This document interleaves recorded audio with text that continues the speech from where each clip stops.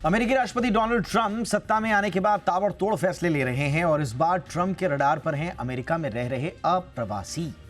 चाहे वो अमेरिका में कानूनी निवासी हो, नौकरी कर रहे हो या पढ़ाई कर रहे हो, उन्हें हर समय अपने पहचान पत्र, अपने आईडीज अपने पास रखने होंगे। ये फैसला अमेरिका के होमलैंड सुरक्षा विभाग यानी कि डीएचएस ने लिया है। पहले ये रिपोर्ट देखिए, थोड़ा सा समझिए कि ट्रंप साहब जो बिल्कुल अजीबोगरीब रातों रात यकायक फैसले ले लेते हैं, उन्हीं फैसलों की कड़ी में ये फैसला उन्होंने क्या लिया, इसके मायने क्या हैं। मैं अपने खास मेहमान के साथ लौटूंगा और आपसे समझूंगा कि इन फैसलों का एक तो इम्पैक्ट क्या होगा और ये फैसले बताते क्या हैं। ट्रंप साहब जो फैसले ले रहे हैं उसका अमेरिका की घरेलू परिस्थितियों से कोई लेना देना है या ये एक सामान्य प्रशासनिक फैसला है, किस तरह से इसको देखा जाए, पहले रिपोर्ट आप देख लीजिए। ट्रंप के जवाबी टैरिफ से अभी दुनिया भर के देश जूझ ही रहे थे कि ट्रंप ने अपने तरकश से एक और तीर छोड़ दिया। ये तीर उन अप्रवासियों को लगने वाला है जो वीजा लेकर अमेरिका में प्रवास कर रहे हैं या करने वाले हैं। ट्रंप के नए नियम के मुताबिक अमेरिका में रहने वाले सभी अप्रवासी, चाहे वो कानूनी रूप से वीजा पर हो, मसलन H-1B वीजा हो या फिर स्टूडेंट वीजा, सभी को अपने साथ राउंड द क्लॉक यानी 24 घंटे कानूनी दस्तावेज कैरी करना होगा। ट्रंप ने यह कदम अप्रवासियों की घुसपैठ रोकने और उनकी बढ़ती तादाद पर अंकुश लगाने के लिए उठाया है। ट्रंप ने अपने इस फैसले को जस्टिफाई करने के लिए इसे protecting the American peoples against invasion यानी आक्रमण के विरुद्ध अमेरिकी लोगों की सुरक्षा का नाम दिया। सरल भाषा में आपको ट्रंप के इस नए नियम को समझाने की कोशिश करते हैं। दरअसल ये नया नियम लंबे समय से निष्क्रिय पड़े एलियन रजिस्ट्रेशन एक्ट पर बेस्ड है। इसे होमलैंड सुरक्षा विभाग यानी डीएचएस ने जारी किया है। व्हाइट हाउस ने एक बयान देकर साफ किया है कि जो भी विदेशी नागरिक अमेरिका में 30 दिनों से अधिक समय तक रह रहे हैं, उन्हें अमेरिकी प्रशासन के पास अपना रजिस्ट्रेशन कराना अनिवार्य होगा। अगर कोई इसमें कोताही बरतता है तो उस पर जुर्माना, जेल या फिर दोनों की सजा हो सकती है। इतना ही नहीं, इस नियम पर ट्रंप प्रशासन ने बेहद सख्त रुख अख्तियार किया है। यानी अगर कोई व्यक्ति अपना पता बदलता है तो उसे 10 दिनों के भीतर अपना नया पता अमेरिकी प्रशासन के साथ साझा करना होगा। ऐसा नहीं करने पर उस पर $5,000 तक का जुर्माना लगाया जा सकता है। इतना ही नहीं, जिन अप्रवासियों के बच्चे 14 साल से कम उम्र के हैं, उनके पेरेंट्स को ये रजिस्ट्रेशन अमेरिकी प्रशासन के पास अपनी बायोमेट्रिक पहचान के साथ दर्ज कराना होगा। वहीं जिनके बच्चे 14 साल की उम्र पार कर चुके हैं, उन बच्चों को ये पंजीकरण खुद कराना अनिवार्य होगा। ट्रंप प्रशासन का प्रवासियों को लेकर यह नियम फिलहाल 11 अप्रैल से लागू हो चुका है। ऐसे में 10 मई तक इस नए नियम के दायरे में आने वाले सभी अप्रवासियों को अपना पंजीकरण कराना अनिवार्य होगा। ट्रंप जिस एक्शन मोड में काम कर रहे हैं, उसे देखते हुए आने वाले दिनों में ट्रंप का चाबुक किन दूसरे और सेक्टर्स पर पड़ेगा, ये देखने वाली बात होगी। ब्यूरो रिपोर्ट, जी मीडिया। बहुत ही खास मेहमान हमारे साथ जुड़ चुके हैं। स्वागत करते हैं प्रोफेसर स्वर्ण सिंह का, इंटरनेशनल रिलेशंस जेएनयू से जुड़े हुए। बहुत बहुत स्वागत है सर आपका हमारे शो पे। ये फैसला सर, मैं जैसे बता रहा था, स्ट्रेट फॉरवर्ड अगर मैं पूछूं तो ये एक एक्सपेक्टेड सामान्य प्रशासनिक मूव है ट्रंप साहब का। 18 साल से ऊपर नॉन सिटीजन्स को अब हर समय आईडी रखनी होगी। H-1B वीज़ा हो गया, ग्रीन कार्ड हो गया, जो भी उनकी लीगल आईडीज़ हैं वो रख के चलना होगा। ये एक्सपेक्टेड एक सामान्य एक प्रशासनिक मेजर है सर, या इसमें ट्रंप की नीतियों की कुछ सूक्ष्म समीक्षा का भी दायरा बढ़ता है सर? देखिए दीपक, मोटे तौर पर अपने सभी चुनावी भाषणों में राष्ट्रपति ट्रंप हमेशा 2 बातों को हमेशा जोर देते थे। पहले तो ये कि वो टैरिफ्स को इंक्रीज करेंगे सभी देशों के विरोध में, क्योंकि उनको लगता था कि व्यापार का जो घाटा है उसको सुलटाने के लिए वो जरूरी है उनके लिए। और दूसरा, उनको हमेशा से ये लगता था कि विदेशी घुसपैठ करके अमेरिका के जो वृद्धि है, जो तरक्की है, उसमें रुकावट बनते हैं और अलग अलग तरह से वो उनको आतंकी या ड्रग माफिया या कुछ और तरह से क्रिमिनल्स वगैरह कहते रहे। तो दोनों चीजें लगातार होती हुई नजर आती हैं। जो अजीब ये लगता है कि ठीक उसी तरह से जिस तरह से फ्री मार्केट इकोनॉमी, यहाँ फेयरनेस ऑफ ट्रेड की बात होती है, वहां अब 145% टैरिफ हाइक लगा रहे हैं चीन के अगेंस्ट में। ठीक उसी तरह से यहाँ बोलने की आजादी और रहने आने जाने की यातायात की आजादी वाला वो देश माना जाता था, वहां अब ऑलमोस्ट पुलिस स्टेट जैसा हाल बनता हुआ नजर आता है कि सभी को किस तरह से बार बार 30 दिन में फिर अपना यदि पता बदलते हैं तब बार बार उनको सरकार को जाकर रिपोर्ट करना हुआ एक तरह से। भारतीय लोग जब पाकिस्तान जाते हैं तब कभी कभी ऐसा माहौल देखने को मिलता है। तो इसके चलते मुझे लगता है कि लगातार वो चीजों को जटिल या मुश्किल करते हुए नजर आते हैं।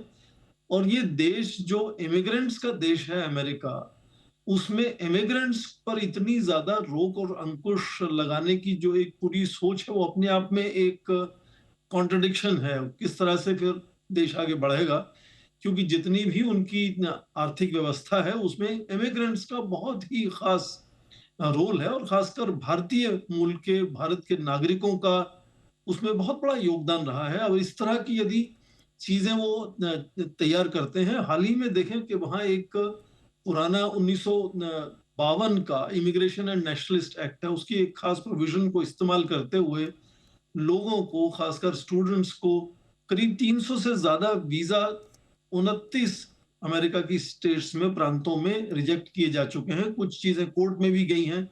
तो ये जो रवैया है कि यदि आपको ड्रंक अव्यवस्था में ड्राइव करते पकड़ा गया, या आपके सोशल मीडिया पे कुछ मिला, या आपको प्रोटेस्ट करते हुए देखा गया अपने विश्वविद्यालय में, तो इमीडिएटली आपको डिपोर्ट किया जाएगा। और वहां के जो विदेश सचिव हैं, secretary of state Marco Rubio, वो कहते हैं कि जो वीजा है वो आपका प्रिविलेज है, वो आपका अधिकार नहीं है, इसलिए जितने भी हम अंकुश लगाना चाहें लगाएंगे। हालांकि ये वीजा पहले भी आसानी से नहीं मिलता है। हम्म। दोनों विदेश मंत्रालय और उनका जो होमलैंड सिक्योरिटी है बहुत कड़ी नजर, पैनी नजर इस्तेमाल करते हैं। और हाल ही में तो AI empowered, AI assisted tools उन्होंने डेवलप किए हैं कि आपके सोशल मीडिया को पूरा चेक करते हैं।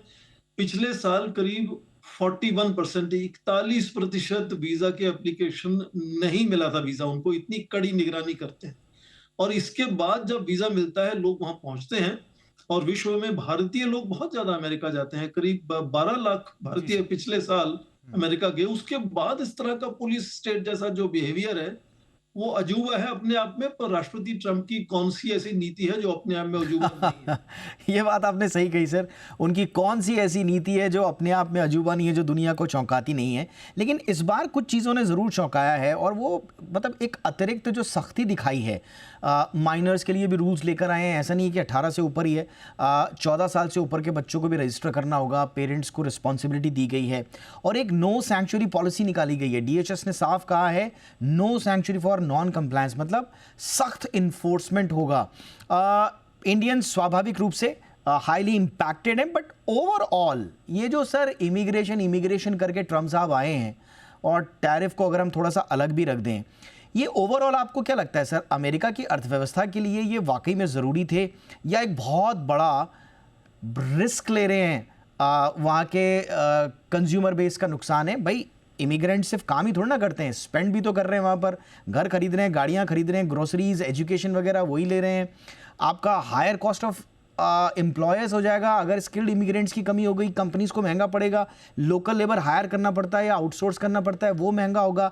स्टार्टअप इकोसिस्टम जो बहुत ज़्यादा इमिग्रेंट्स पर डिपेंडेंट है, उसको कितना बड़ा नुकसान कर रहे हैं। तो सर क्या इन सब बातों को नज़रअंदाज कर रहे हैं, या सिर्फ अपना जो पॉलिटिकल एजेंडा है सिर्फ उसको मूर्त रूप देने की उन्होंने ठान ली है? सर आपने खुद बड़ा अच्छा इसका एक्सप्लेनेशन दे दिया कि किस तरह से अलग अलग तरीके से, चाहे वहाँ के उत्पादन में योग्यता हो उनकी, या उनके शोध में, नवाकार में अपना योगदान हो लोगों का, या फिर वहाँ जो पर्यटक जाते हैं वो जितना वहाँ खर्चा करते हैं, वहाँ के जो लोग हैं भारतीय मूल के नागरिक, वहाँ अक्सर आम बाहर से आने वाले लोगों से ज्यादा सक्षम और समृद्ध माने जाते हैं।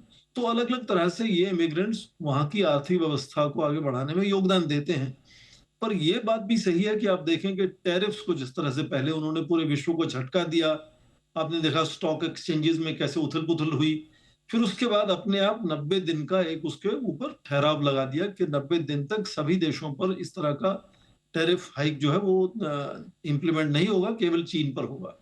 तो क्या इस तरह से जो इमिग्रेशन को लेकर अचानक जो हड़कंप मचा हुआ है इस वक्त, इस तरह की अलग अलग तरह से जो टिप्पणियां आ रही हैं, कार्रवाई हो रही है, क्या इस पर भी रुकावट लगेगी? शायद लग भी सकती है, क्योंकि आपने खुद कहा कि वहां की आर्थिक व्यवस्था को बनाए रखने में और खासकर वहां के उत्पादन को यदि वो कंपेटिटिव बनाना चाहते हैं विश्व स्तर पर, चीन से उनकी प्रतिस्पर्धा है उत्पादन को लेकर, तो ये इमिग्रेंट्स के कंधों पर ही वहां की जो मैन्युफैक्चरिंग है, ठीक उसी तरह से जिस तरह से सेवाओं के भी अलग अलग क्षेत्र में, खासकर पूरा जो वेस्टर्न क्षेत्र में जो पूरा आईटी सेक्टर उनका है, सारा इमिग्रेंट्स चलाते हैं। तो जब उनको ये कुछ समझ में आएगा तो शायद इसमें कुछ बदलाव आए, पर फिलहाल मुझे नहीं लगता है कि कुछ दिनों तक ये जो परेशानी है या चिंता है, जो जितने भी इमिग्रेंट्स हैं, करीब 3 लाख से ज्यादा भारत वहां विद्यार्थी भारत से जाते हैं, नौकरी के वीजा पर भी बहुत से लोग जाते हैं। तो इस तरह से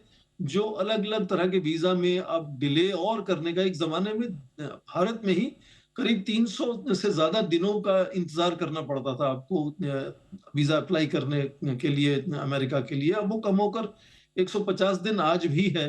तो जाहिर है कि हाँ, ये भी सच है कि बहुत ज्यादा भारतीय अमेरिका का वीजा अप्लाई करते हैं, पर ये प्रबंधन में ढिलाई देना या उसको कड़ा करना या उसको ये कहना कि हमारी क्षमता नहीं है इनको इतनी जल्दी प्रोसेस करने का, वो एक तरफ है। दूसरी तरफ जो आप बता रहे हैं कि उनको अलग अलग तरह से अपना फिंगरप्रिंट्स देना होगा, अपना पता जाकर बताना होगा, सभी को जाकर 14 साल तक के बच्चों को वहां खुद जाना होगा, उससे छोटे बच्चों को पेरेंट्स को रिपोर्ट करना होगा। ये क्या है? ये एक तरह से विश्व में एक नया रुझान नजर आता है मुझे, अमेरिका में खासकर नजर आता है कि जब आप मान लीजिए कि गांव में चोरी होती है ना, तो जो पुलिस है जिसकी जिम्मेदारी है चोरों को रोकना या उन पर नजर रखना, उनको नहीं पूछा जाता, सारे गांव को लाइन में लगा दिया जाता है कि आप खुद बताएं आप कौन चोर है।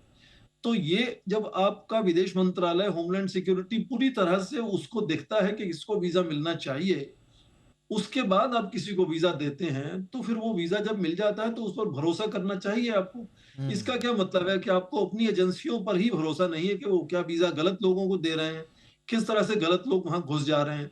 तो आपकी अपनी क्षमता या अपनी योग्यता पर भी मुझे लगता है कि ध्यान केंद्रित होना चाहिए कि जब वीजा किसी को दिया जाता है तो उसको आजादी होनी चाहिए कि पूरे आपके अमेरिका में कहीं जाना भी, जहां जाना चाहे वहां जा सकता है। यदि उसको नौकरी वाला वीजा है तो, या इन्वेस्टमेंट वाला वीजा है तो उसको फिर बार बार आप तंग करें कि आप यहाँ आए वहां आए, ये कहें वो कहें, यहाँ आप फिंगरप्रिंट्स दिखाएं, ये तो मतलब बहुत ही आप कहें कि जो कम क्षमता वाले आप देखें या डिक्टेटोरियल या मिलिट्री रूल स्टेट्स हैं, उस वहां ये सब पुलिस स्टेट वाला माहौल आपको नजर आता है। इस तरह के आजाद देश अमेरिका जिसको हम कहते हैं, अमेरिकन ड्रीम की बात करते हैं, वहां ये सब बड़ा अटपटा लगता है। और आप यकीन मानिए कि अब अमेरिका के अखबार उठा के देखिए, उनके संपादकीय पढ़ के देखिए, और वहां पर अब ये सवाल बड़े उठने शुरू हो गए कि ट्रंप आखिर चाहते क्या हैं। You kick out immigrants, you lose talent, you lose tax revenue, you lose tomorrow's innovation. और कुछ लोग तो ये भी कह रहे हैं कि ये सिर्फ क्रूअल नहीं है बल्कि इकोनॉमिकली एक डम्ब स्टेप भी है। तो अब ट्रंप तो ट्रंप है, उनको कोई शार्प कहे या डम कहे उनसे कोई फ़र्क नहीं पड़ता। बट देखते हैं कि अपने वो जो पॉलिटिकल बातों को इम्प्लीमेंट करने के लिए, अपने वादों को इम्प्लीमेंट करने के लिए जिस राह पर वो चल पड़े हैं, वो राह अमेरिका को और अमेरिका के साथ साथ पूरी दुनिया को किस ओर लेकर जाएगी, ये देखना तो बड़ा लाजमी भी होगा और दिलचस्प भी। लेकिन फिलहाल बहुत बहुत शुक्रिया सर, आज के मुद्दे पर आपने बहुत अच्छा विश्लेषण दिया। Thank you so much professor स्वर्ण सिंह सर, वक्त निकालने के लिए।